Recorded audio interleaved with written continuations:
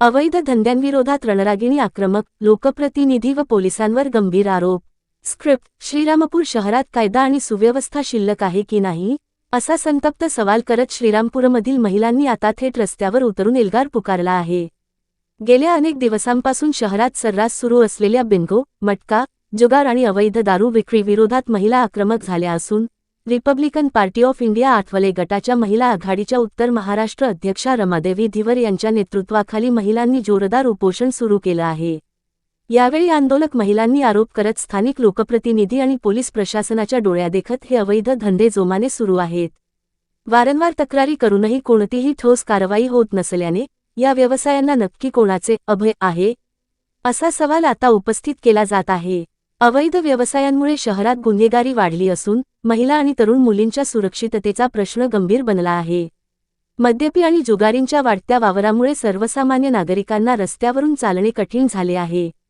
गेल्या 2 वर्षांपासून आम्ही प्रशासनाकडे पाठपुरावा करत आहोत, पण आश्वासनांशिवाय काहीही मिळाले नाही, अशी भावना आंदोलकांनी व्यक्त केली.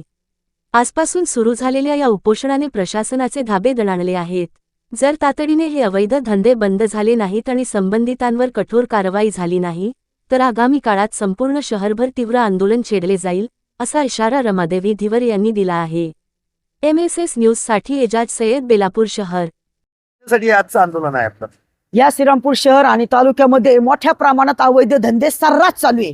छत्रपती शिवाजी महाराज चौकापासून तर श्रीरामपुराच्या 4ही कोपऱ्यामध्ये सर्रास अवैध धंदे चालू आहे. अवैध धंद्यामध्ये अवैध दारू आहे, सट्टा, मटका, जुगार, संपूर्ण अवैध धंदे चालू आहे. बिंगो, सोरट, ऑनलाईन मटका, ऑनलाईन सट्टा, बिंगो, केमिकल युक्त इंजेक्शन, काय काय चालू आहे. श्रीरामपूर पूर्ण गुन्हेगारीमध्ये श्रीरामपूर अडकलेला आहे आणि एवढी गुन्हेगारी या ठिकाणी वाढलेली आहे, त्याला कारण फक्त अवैध धंदे.